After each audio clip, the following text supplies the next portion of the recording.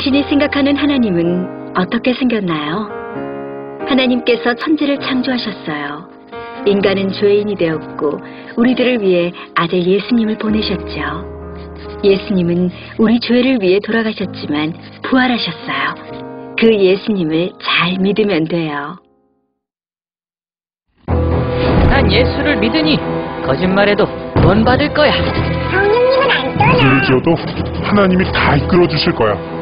지금은 돈이 나도 중요해. 열심히 믿지 뭐. 주일 하루면 난 할 일 다 한 거야. 어떤 것도 죽기 전에 그럼 이제 회개기도 어떤 한 죄도 번 회개하면 하면 용서가 돼? 될 거야. 그러니 거짓말뿐이야. 뭐야? 이건 괴물이잖아. 하나님께서 우리에게 주신 성경만이 하나님을 제대로 그릴 수 있습니다. 네, 열흘 동안 인도네시아 선교사님들 또 현지 교회에 방문하고 또 현지 교민들 부흥회를 인도하고 왔습니다. 많은 선교사님들을 만났는데 여전히 기억되시는 몇 분이 계십니다.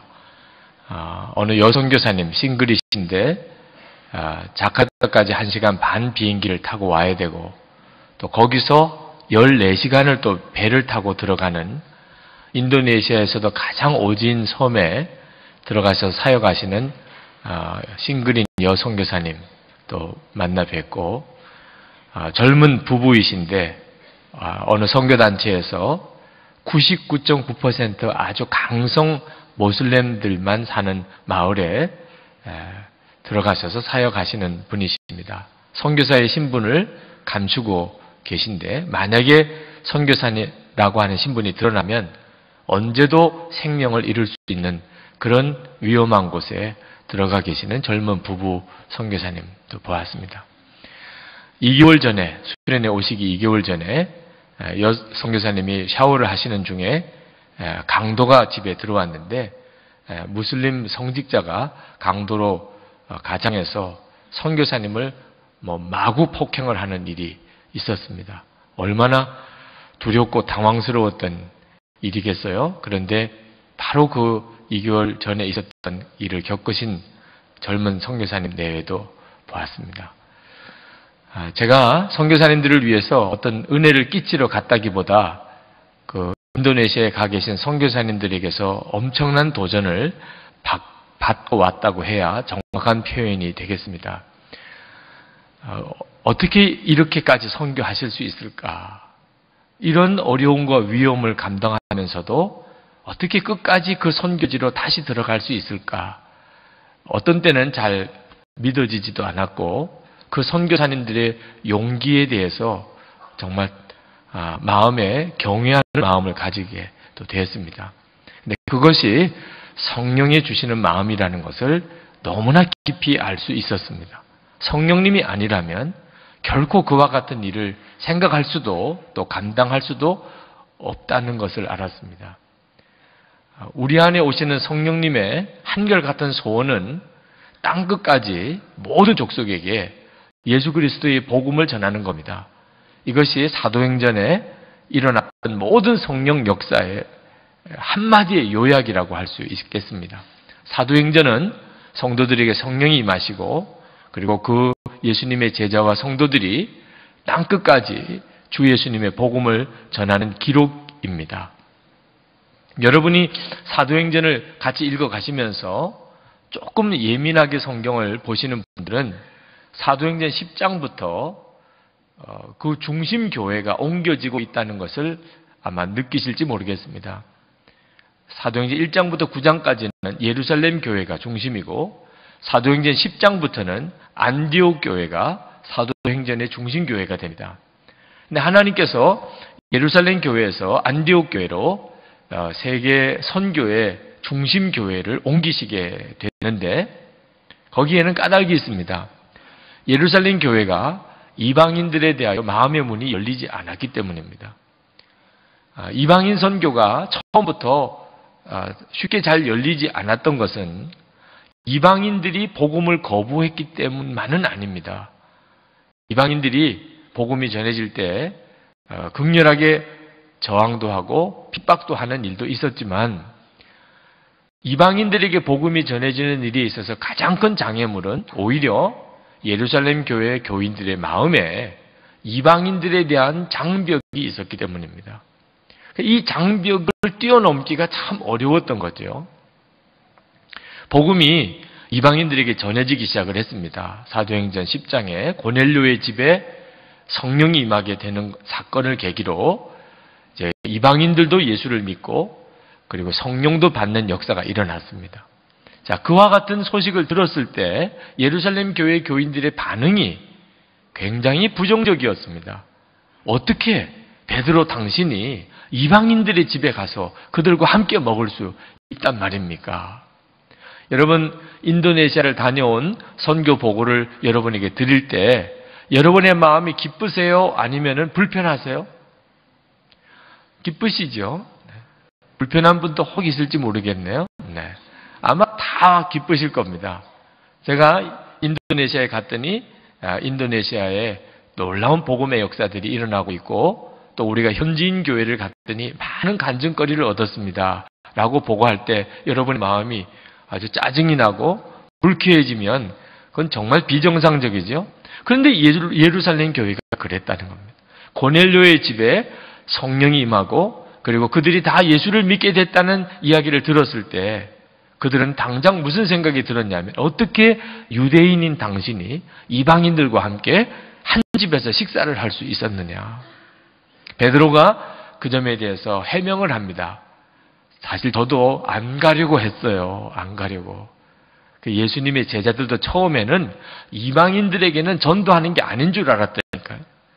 오늘 19절 말씀에도 나오지만 그들이 이스라엘 바깥에 나가서 전도를 하더라도 거기에 있는 유대인들에게만 전도를 했었다니까.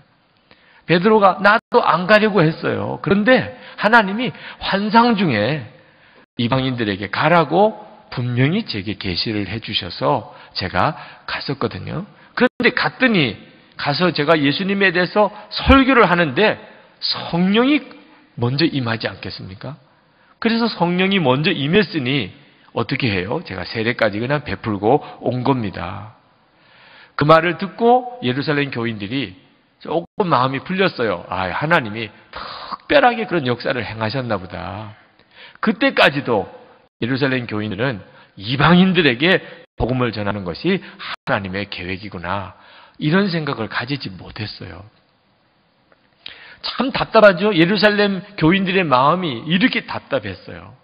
그런데 또 소식이 들려오기를 안디옥에 가서 전도하는 사도들로부터 소식이 들려오기를 헬라 사람들이 예수를 막 믿기 시작한다는 거예요. 여러분, 이런 소식이 들려오면 예루살렘 교회가 할렐루야 그렇게 해야 맞죠? 당연히 그럴 것 같은데 예루살렘 교회가 이거 큰일 났구나. 진상조사위원회를 만들어야 되겠다. 그래가지고 바나바를 진상조사위원장으로 임명해가지고 진상조사를 해오라. 이렇게 보냈으니 하나님의 마음이 답답하겠어요? 안 답답하겠어요? 지금 하나님의 마음은 온통 이 복음이 세계 모든 족속에게 전해지기를 원하고 하나님이 그 일을 진행하고 계시는 중인데 예루살렘 교회 교인들이 계속해서 이방인들에게 복음을 전하는 것에 대해서 부정적으로 생각하고 오히려 그걸 걱정거리라고 여기고 있으니 하나님의 마음이 예루살렘 교회로는 안 되겠구나. 그렇게 생각을 하셨던 겁니다. 그런데 안디옥 교회는 분위기가 완전히 달라요. 안디옥 교회는 이방인들로 넘쳐났습니다. 왜냐하면 이방인들에 대해서 환영하니까 이방인들이 예수 믿으면 잘했다고 기뻐하면서 박수를 치고 환영하니까 이방인들이 자꾸 늘어나게 되겠죠. 오늘 23절 말씀에 보면 바나바가 안디옥에 갑니다. 근데 가봤더니 이방인들이 예수를 믿고 정말 하나님의 은혜를 받았어요. 그래서 바나바가 크게 기뻐했다고 그랬어요. 바나바가 그걸 보고 기뻐했다고 그랬어요. 예루살렘 교회 분위기와는 전혀 다른 분위기였어요. 이 바나바를 24절에 소개하기를 그는 착한 사람이고 성령과 믿음이 충만한 사람이라고 성경은 그렇게 소개를 합니다. 바나바가 어째서 이방인들이 예수 믿게 된 것을 기뻐하게 되었나? 성령의 역사라는 겁니다. 성령께서 바나바 마음에 이방인이야. 하나님의 계획은 이방인에게 있는 거야. 그들이 예수 믿는 것은 잘된 일이야. 하나님이 역사한 일이야. 이런 믿음이 생긴 거죠. 그래서 안디옥 교회가 이때부터 사도행전의 중심교회가 되게 됩니다. 여러분, 이것은 오늘 우리에게도 매우 귀중한 교훈을 주고 있어요. 지금도 말입니다. 예루살렘 교회와 안디옥 교회 문제는 우리들에게도 그대로 있는 문제예요. 외국에 나가서 다른 나라 사람들에게 선교를 해야 되나 말아야 되나, 선교사 한 사람을 보내는 일이 상당한 기도와 재정이 필요한 일입니다. 그 선교사로 가겠다는 사람이 생기면 기뻐하고, 야, 선교사로 가려는 사람이 이렇게 일어나는구나. 우리가 어떻든지 도와야지. 이런 마음을 가지고 있는 교회는 하나님의 마음이 있는 교회죠. 그런데 선교는 왜 해야 돼?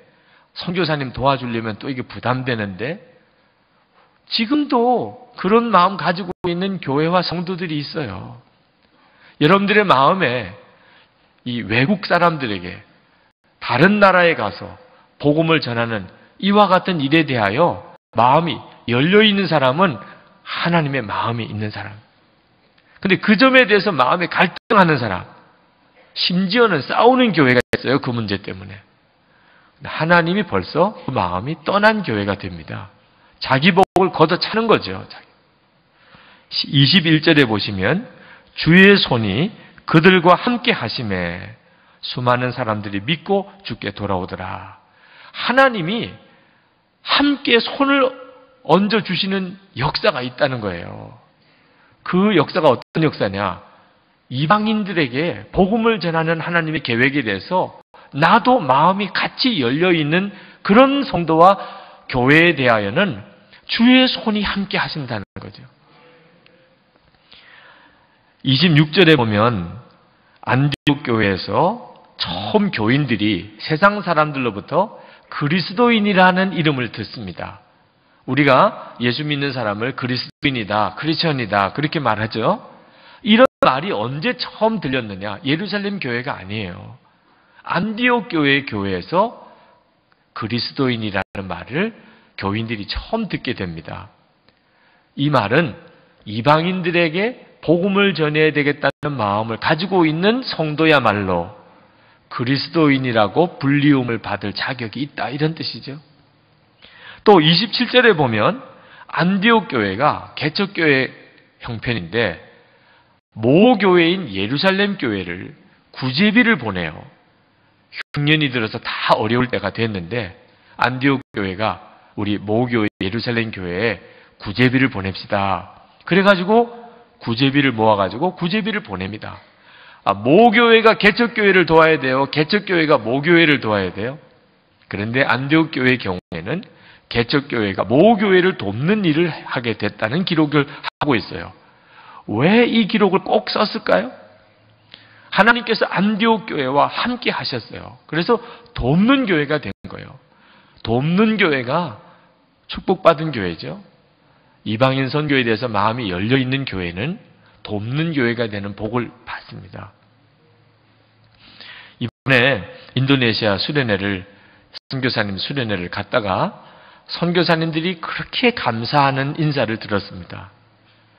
선교사님들의 마음에 작년에 저희 교회가 올해 인도네시아 선교사님 수련회를 돕겠다고 약속은 했지만 연말부터 닥쳐온 세계 경제 위기 때문에 이 약속이 실제로 지켜지기 어렵겠다. 선교사님들은 그렇게 생각을 하고 계셨던 것 같아요. 이와 같은 경제 위기 때 도대체 어느 교회가 인도네시아에 있는 전 선교사님들을 다 모시고 수련회를 할 수 있을까? 그런데 약속을 지키고 뿐만 아니고 33분의 선교팀이 같이 와서 어린이부도 섬겨주고 중고등부도 섬겨주고 식사 또 접수 안내 모든 진행을 다 섬겨주고 중보기도자로 함께 서주는 걸 보고 너무너무 감동을 받으셨어요. 나중에 우리 선교팀이 버스로 수련회장을 이렇게 떠날 때 선교사님들이 너무나 아쉬운 마음으로 작별 인사를 하시고 우리 교회 게시판에도 글을 올리셨죠? 너무너무 감사해 하셨어요. 근데 제가 그때 그 선교사님들의 감사 인사를 받으면서 하나님께 그렇게 기도했어요. 하나님, 하나님께서도 그렇게 인정하신다면 저로서는 충분합니다. 저희 교회가 재정적으로 이 일을 위해서 많이 섬겼지만 또 함께 갔던 선교팀이 헌신이 정말 컸지만 하나님께서도 너희들이 참 수고했다. 내 마음을 기쁘게 했다. 여러 어려운 여건에서도 선교사님들을 위해서 너희들이 최선의 섬김을 했다. 이렇게 하나님이 인정해 주신다면 그럼 수지 맞은 거죠. 수지 맞은 거예요. 그건. 정말 놀라운 일이죠. 여러분, 주님의 손이 항상 함께하는 삶을 살고 그리고 그런 교회가 되려면 우리 마음에 무너져야 될 장벽이 있다는 것을 알아야 됩니다. 예루살렘 교인들만 마음의 장벽을 가지고 있는 것은 아니었어요. 우리도 똑같이 마음의 장벽을 가질 수 있습니다. 예루살렘에 있는 유대인 그리스도인들은 유대인이냐 이방인이냐 하는 문제 때문에 마음의 장벽이 있었어요. 사람을 다 똑같이 보지 않았습니다. 그런데 지금도 우리 한국 사람들 중에 어느 지역 출신이냐, 어느 학교를 나왔느냐, 어느 정도 경제적인 수준에서 사느냐, 이런 문제들 가지고서 사람을 차별해서 보는 마음의 장벽이 여전히 있습니다. 나하고 가까운 사람하고는 굉장히 친하고 그렇지 않은 사람에게는 거리감을 두는 마음의 장벽이 사람들의 마음에 다 있단 말입니다. 좀처럼 가까이 하기 싫은 사람, 솔직히 마음이 열리지 않은 사람, 이런 마음을 가지고 있으면 주님의 손이 함께하는 성도, 그와 같은 교회 되지 못합니다. 여러분, 예수 믿으시고 여러분의 마음에 사람에 대한 장벽이 다 무너졌습니까? 이번에 우리를 안내해 주시던 우리 김승혜 선교사님이 우리 선교팀에게 그런 부탁을 하시는 것을 들었습니다. 여러분, 인도네시아에 오시면 인도네시아 사람들이 사는 모습을 이렇게 가만히 보다 보면 좀 마음에 안 드는 점, 이 사람들은 왜 이렇게 살지? 왜 이렇게 행동하지? 그런 모습들이 보이게 될 겁니다. 그러나 꼭 부탁을 드리는데 여러분의 기준을 가지고 인도네시아 사람들을 판단하지 말아주시기를 부탁을 드립니다. 그렇게 부탁을 하세요. 그러면서 당신의 간증을 하시더라고요. 선교사님이 인도네시아에 와서 인도네시아 사람들과 같이 지내보니까 도무지 마음에 안 드는 점들이 한두 가지가 아니더래요. 왜 이렇게들 사실까? 왜 이렇게들 행동할까? 한 번은 솔직히 너무 화가 나더랍니다. 인도네시아 사람들에 대해서 마음에 막 화가 나서 안절부절 못할 때 하나님이 말씀을 주시더래요. 너 인도네시아에 왜 왔니? 너 인도네시아 사람들 판단하려고, 인도네시아 사람들을 가르치려고 너 온 거니? 너는 인도네시아에 나의 사랑과 복음을 인도네시아 사람들에게 전하려고 온 거 아니니? 그 말씀에 마음이 탁 무너져 버렸어요. 부끄러워서 아무 말을 못하게 됐다는 거예요. 인도네시아에 사람들이 어떠냐, 잘하냐 못하냐 판단하려고 온 것도 아니고 복음 전하려 온 선교사면서 자꾸 인도네시아 사람들에 대해서 불평하고 화내고 하는 자기 자신이 얼마나 자격 없는 것인지를 깨달았다고 우리들에게 꼭 부탁을 하시더라고요. 근데 여러분, 우리가 선교사로 나가 있는 거 아니라도 말입니다. 똑같아요. 우리는 우리 주변에 있는 사람을 판단하기 위해서 사는 사람입니까? 그렇지가 않습니다. 하나님이 우리에게 한 생애를 주셨어요. 어떤 사람에게는 60년, 80년, 90년 한 생애를 다 주셨는데 하나님이 뭐 하라고 살고 오라고 한 생애를 주셨을까요? 다른 사람보다 경제적으로 조금 더 넉넉하게 세상에서 조금 더 그 사람들보다 좀 더 높은 위치에서 살다가 오라고 하나님이 생애를 허락하신 것일까요? 다른 사람들하고 치열하게 싸우고 경쟁하고 그렇게 살다가 오라고 하신 것일까요? 다른 사람들에 대해서 질투하고 열등감 가지고 마음의 고통을 겪다가 오라고 하나님이 한 생애를 주셨을까요? 다른 사람보다 더 많이 가지고 더 먼저 빼앗으려고 그렇게 아둥바둥 살다가 오라고 하셨을까요? 그렇지가 않습니다. 하나님이 우리에게 왜 생애를 주셨을까요? 하나님께서 우리에게 한 생애를 주신 것은 어떻게 해서든지 영혼을 구원하고 오라고, 한 사람이라도 더 지옥 갈 사람을 천국 갈 사람 되도록 만들고 오라고 우리에게 생애를 주신 거예요. 여러분이 여러분의 생애가 끝나는 날, 하나님 앞에 서는 날, 그때는 명확하게 알게 됩니다. 결국은 무엇이 남겠어요? 여러분이 세상에서 다른 사람보다 조금이라도 더 잘 살고 넉넉해지고 성공한 것이 남겠어요? 여러분이 살았기 때문에 한 영혼이라도 더 구원받았던 그것만 소중하게 남는 겁니다. 우리가 사람에 대한 장벽을 마음에 가지고 있으면 왜 그게 문제가 될까요? 그러면 전도의 문이 거기서 막혀버리기 때문입니다. 내가 사람에 대해서 싫고 좋은 것에 대한 마음의 장벽을 가지고 있으면 그러면 그것이 복음 전하는 데 결정적인 문제가 되는 거예요. 최근에 결혼을 하고 신혼여행을 아프리카 알제리로 다녀온 여전도사님이 있습니다. 아프리카 알제리에도 좋은 신혼여행지가 있나 보다 이렇게 생각하시는 분들은 오해예요. 저에게 찾아오셨어요. 결혼식 주례를 앞두고 목사님 신혼여행 때문에 휴가를 조금 얻어야 되는데 조금 길게 주실 수 없습니까? 그런 부탁을 하러 오셨어요. 그래서 왜 그러냐 그랬더니 알제리에 있는 선교사님이 이번에 아기를 낳으러 한국에 오셨어요. 근데 이미 한 5살 되는 아들을 또 데리고 있습니다. 네, 한국에 와서 아기를 낳았어요. 이제 알제리로 돌아가야 되는데 갓난 아기 또 이 어린 아이들 데리고 도무지 알제리로 돌아갈 수가 없어요. 누군가가 같이 보호자로 같이 따라가 줘야 되는데 또 이와 한국에 나온 김에 가져가야 될 선교 물품들도 있고 그래서 너무너무 안타까워하고 있다는 소식을 듣고 결혼하게 될 신랑과 그런 의논을 했대. 우리가 신혼여행을 어차피 가게 되는데 그러면 아프리카 알제리로 갑시다. 그러면 선교사님 모시고 우리가 가면 되잖아. 갈 때 짐도 같이 많이 가져갈 수도 있고 또 아기도 우리가 봐주면서 가면 되잖아요. 너무너무 마음에 감동이 되더라. 그래서 갔다 오는 기간을 충분히 쓰라고 신혼여행을 갔다 오도록 허락을 했습니다. 알제리에 가서 선교사님을 잘 모셔다 드리고 그리고 돌아왔어요. 제게 감사하다고 편지를 써주었는데 그 편지 속에 이런 내용이 있더라고요. 알제리가 130년 동안 프랑스의 지배를 받았고 그리고 독립을 했는데 독립하던 날 그들이 제일 먼저 한 것이 뭐냐? 프랑스 사람들이 세우는 교회 성당에 들어가서 십자가를 떼내고 거기에 이슬람 사원을 만들었다는 거예요.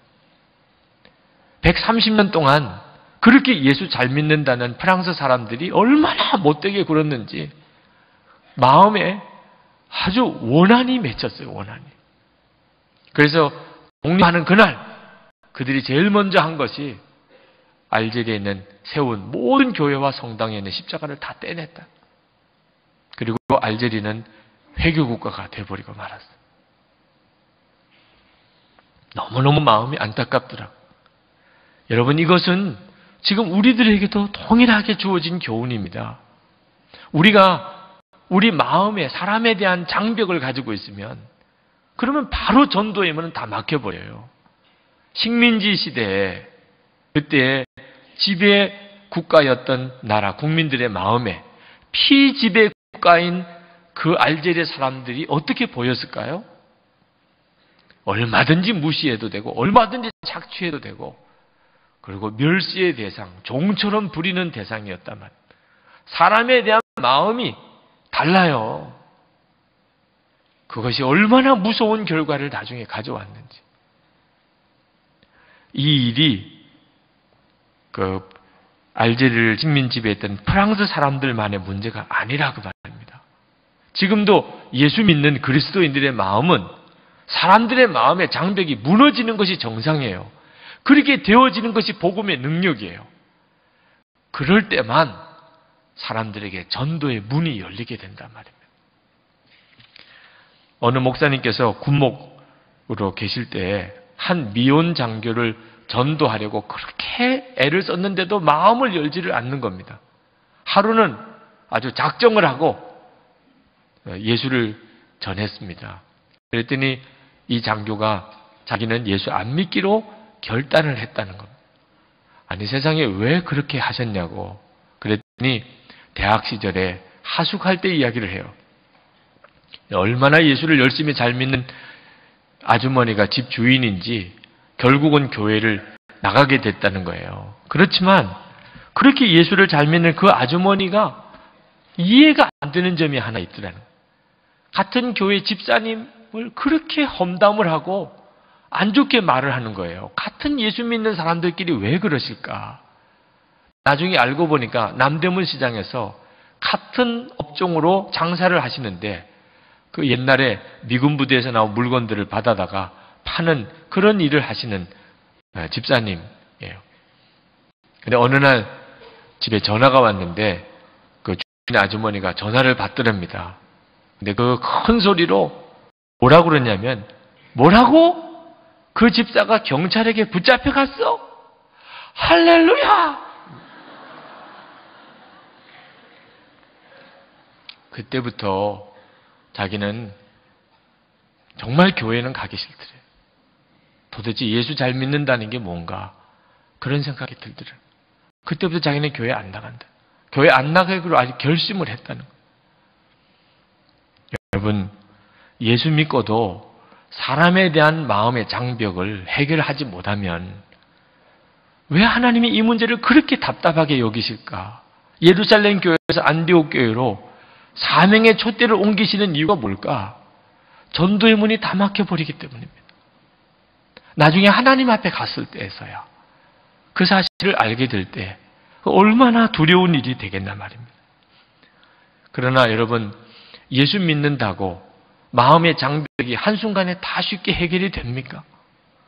결국 좋은 사람이 있고 싫은 사람이 있고 가까이 하고 싶은 사람이 있고 멀리 하고 싶은 사람이 있잖아요. 가족들 중에도 그런 사람이 있잖아요. 교우들 중에도 그런 사람들이 있잖아요. 이거 어떻게 해결하지요? 우리 힘으로는 해결 못해요. 우리의 본성은 어쩔 수 없이 나 중심이라 내게 잘해주는 사람, 내 마음에 드는 사람은 가깝게 느껴지고 그렇지 않은 사람은 멀리 느껴지는 거예요. 같은 예수 믿는 사람들끼리도 마음에 드는 사람, 안 드는 사람이 있는 거예요. 교단, 교파, 그게 왜 그렇게 큰 문제가 되는지 십자가만 그 문제를 해결할 수 있어요. 나는 죽고 예수로 사는 이 십자가의 능력이 아니면 결코 내 마음에 있는 사람의 장벽 해결되지 않습니다. 사람에 대해서 까다롭고 자기중심적으로 판단하는 이 내 본성이 예수님과 함께 십자가에 못 박힌 것을 진짜 믿는 사람, 그리고 예수님이 내 생명이신 것을 고백할 수 있는 사람, 그 사람에게 사람은 완전히 달리 보이기 시작하는 거예요. 여러분, 예수님이 어떠신 분이세요? 예수님이 하루는 세리 마태의 집에서 그 동네에 죄인이라고 소문난 사람 다 함께 모여가지고 식사를 같이 했어요. 세리들, 창녀, 하여튼 그 공동체에서 손가락질 하는 사람들, 예수님과 함께 다 함께 식사를 했습니다. 정말 뒤집어질 일이에요. 유대인들은 다 뒤집어질. 왜? 유대인들은 식사가 굉장히 중요해요. 어떻게 식사하느냐. 식사 정결법이 유대인 율법의 67%를 차지해요. 그만큼 그들은 정결하게 식사하는 것을 중요하게 생각합니다. 음식을 하나 먹어도 먹을 음식, 못 먹을 음식이 너무 분명해요. 그릇을 하나 써도 이 소고기, 그리고 우유 제품을 함께 한 그릇에 담지 않아요. 같이 안 먹더라도 그릇조차 따로따로 써야 돼요. 성지순례 갔다가 가이드로부터 신신당부 받은 것이 이스라엘 땅에 들어가면서부터 우리 한국 사람들은 또 밑반찬 없으면 못 살잖아요. 그래도 이스라엘 호텔에서는 절대로 밑반찬 가지고 나오시면 안 됩니다. 한국 음식이 그릇에 담기면 이 어떤 음식인지 전혀 알 수가 없으니까 그 사람들은 그릇을 다 깨버려야 된다는 거예요. 절대로 식당에 들어왔을 때 그냥 준 대로만 드셔야 됩니다. 그랬던 민족이에요. 누구와 식사하느냐 이거 대단히 중요해요. 부정한 사람들하고 식사하면 같이 부정해지는 겁니다. 그래서 유대인들은 세리라 또는 나환자, 부정한 병에 걸린 사람, 창녀 이런 사람들하고는 밥 같이 안 먹어요. 부정해지니까. 예수님께서는 그것을 의도적으로 다 깨트리신 거예요. 왜 그렇게 하셨을까? 한 가지 메시지를 전해주고 싶으셨어요. 예수님은 모든 사람들이 다 구원받기를 원한다. 그거 하나를 전하고 싶으셨어요. 나는 모든 사람들이 다 구원받기를 원한다. 이것이 주님의 마음이에요. 이것이 하나님의 소원이에요. 그러므로 우리가 누구를 싫어하는 마음을 가지고 있으면 그건 하나님을 너무너무 괴롭게 하는 겁니다. 나는 어떤 사람하고는 상종 안 해. 나 어떤 사람하고는 나 같이 밥도 안 먹어. 나 어떤 사람하고는 쳐다보기도 싫어. 여러분 마음에 그런 마음이 있다면 그건 하나님을 너무너무 괴롭게 하는 거예요. 여러분이 그렇게 싫어하는 그 사람, 하나님은 너무너무 사랑하셔서 예수님을 대신 그 사람을 위해서 십자가에 죽게 하신 바로 그 사람. 하나님은 그렇게 사랑하시는 사람인데 여러분은 그렇게 싫어하면 하나님의 마음이 어떻겠냐 말입니다. 여러분이 싫은 사람이 있으면 어떻게 그 사람에게 복음이 전해지겠고 또 여러분이 누구를 싫어하고 있는 걸 다른 사람이 보고는 예수 믿는 사람이 그러냐? 그 사람도 예수 믿을 마음이 없어진다 그 말입니다. 십자가를 통과하고 나야 비로소 이 예수님의 마음을 누리게 돼요. 나는 죽고 예수로 사는 사람은 사람 보는 눈이 완전히 달라집니다. 이제는 내 마음에 드느냐 안 드느냐가 중요한 게 아니에요. 이 사람을 전도하라고 하시는 거구나.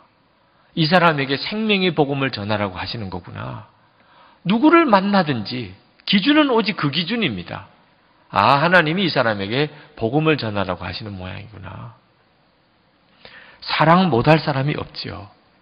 지난 금요 성령 집회 때 교회를 위해서 중보기도자로 서주신 권사님께서 첫 번째 내신 기도 제목이 가난한 자를 돕는 교회가 되게 해주시옵소서 라는 기도였어요. 저는 그것이 성령님으로부터 온 기도 제목이라고 확실히 믿습니다. 이사야 61장 1절 말씀에 주 여호와의 영이 내게 내리셨으니 이는 여호와께서 내게 기름 부으사 가난한 자에게 아름다운 소식을 전하게 하려 하심이라.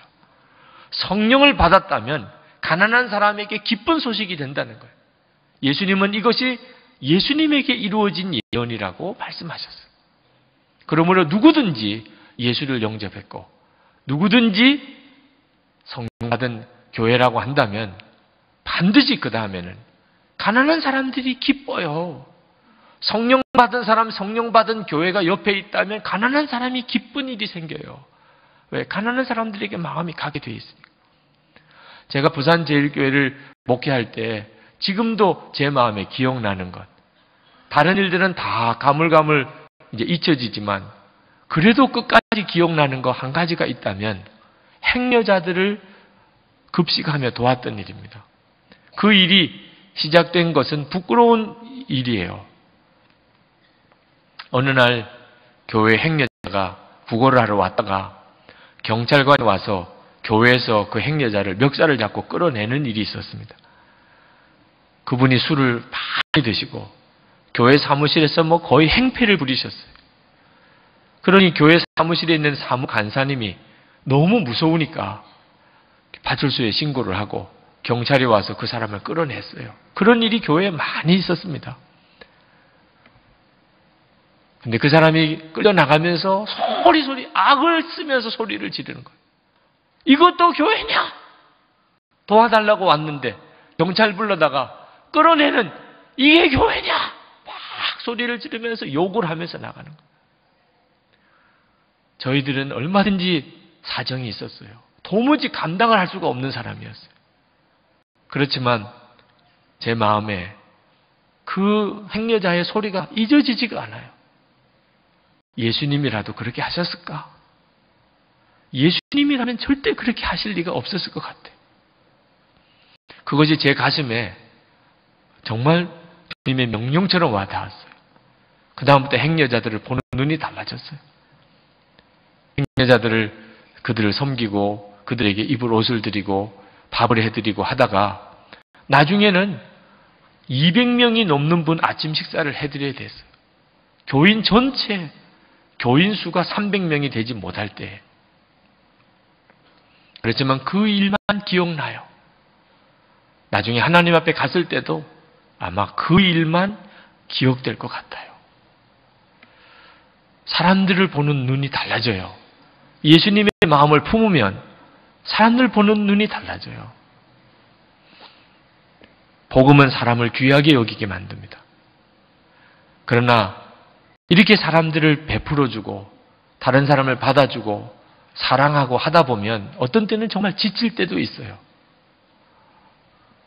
나는 도대체 누가 위로해주고 나는 누가 도대체 사랑해주나. 다 내 도움을 필요한 사람, 내가 보살펴야 될 사람, 내가 사랑해줘야 될 사람인데 이번에 단기 선교 여행을 다 끝나고 마지막 평가회 날 돌아가면서 하나님 주신 은혜들을 다 나누고 마지막에 김승혜 선교사님이 이런 이야기를 하셨습니다. 선교사로 와서 사역을 하다 보니까 다 섬겨야 될 사람, 다 도와줘야 될 사람, 다 사랑해줘야 될 사람들이더래. 그러다가 어느 날 자기가 지쳐지는 것을 느꼈대요.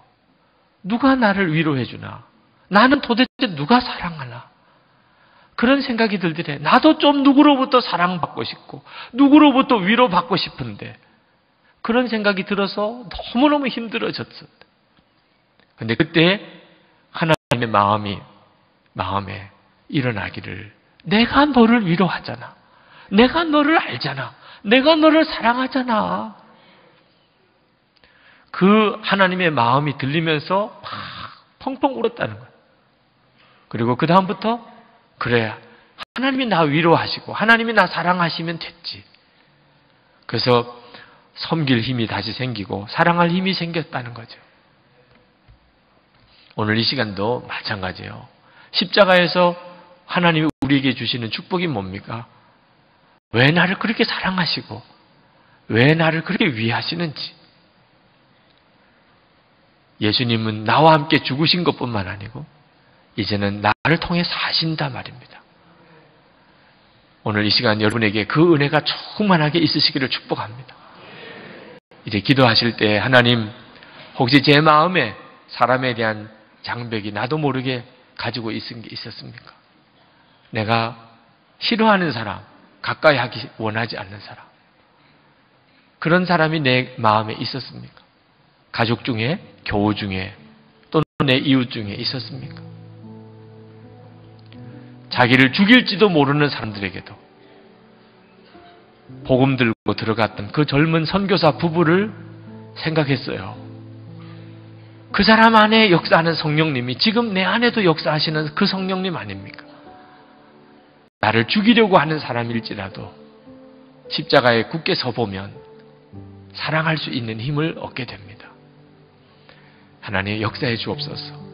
제가 십자가 안에서 내 마음에 사람에 대한 장벽 다 무너지는 역사 얻기를 원합니다. 통성으로 기도하겠습니다.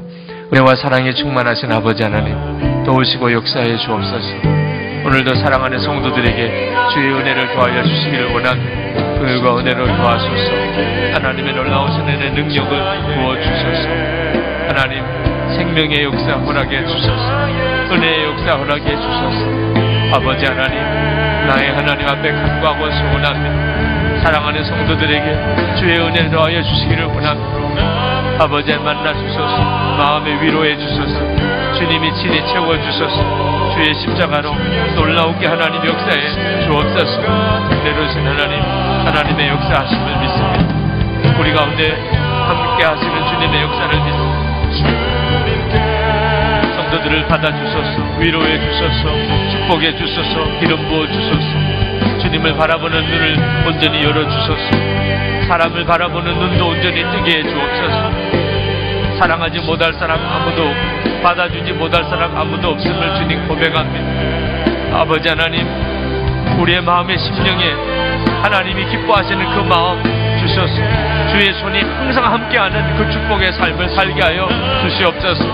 놀라우신 하나님 국사, 놀라우신 주님 사랑합니다. 영광을 주님 받으시기를 원합니다. 높임을 주님 받으시기를 원합니다. 도우소서. 주님 역사해 주소서. 주님 축복해 주소서.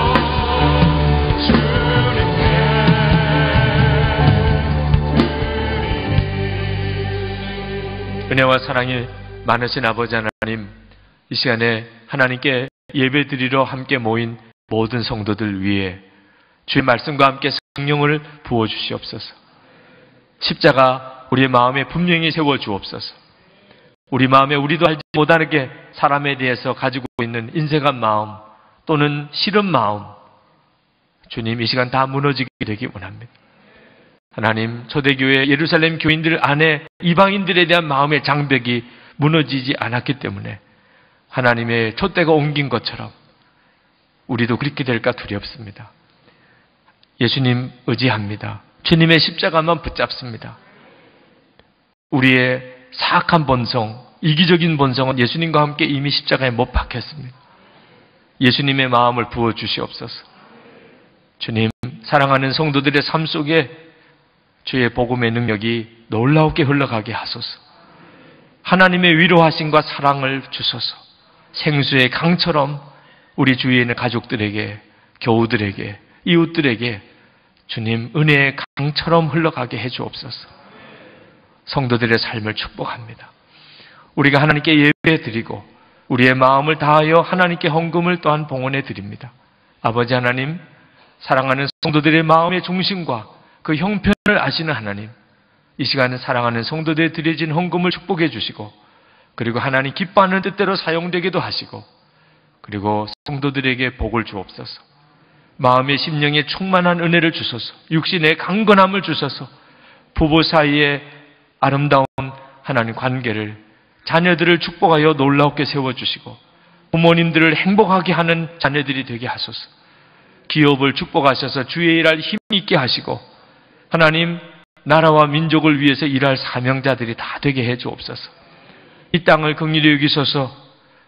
예수 그리스도의 십자가 복음과 하나님의 말씀이 이 민족의 중심이 되게 해 주시옵소서. 민족이 하나 되게 하소서. 통일을 이루어 주소서. 북의 위협을 주님께서 긍휼히 여기소서. 하나님의 손에 붙잡아 주소서. 이 일이 평화로운 복음의 통일이 이루어지는 계기가 되게 만들어 주시옵소서. 세계 열방에 나가 있는 선교사님들을 능히 돕는 교회가 되게 해주시고 중보자로 세워 주시옵소서. 예수 그리스도 이름으로 축복하며 기도합나이다. 아멘.